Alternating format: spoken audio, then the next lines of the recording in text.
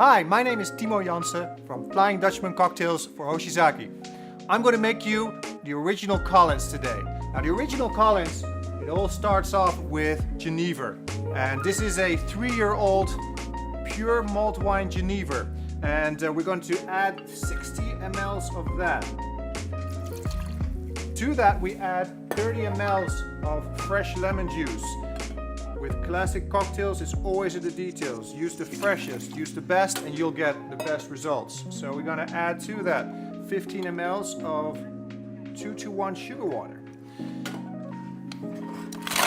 Then it's time to shake. Here we go.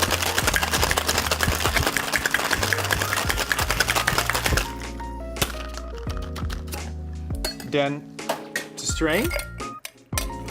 Now be sure to use fresh ice and dry ice so that you don't get over dilution.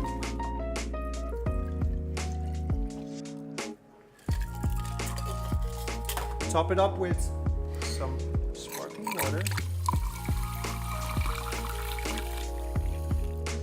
And then with the garnish, always represent what is inside of the drink with some dried lemon and a fresh lemon wedge. And there you have it.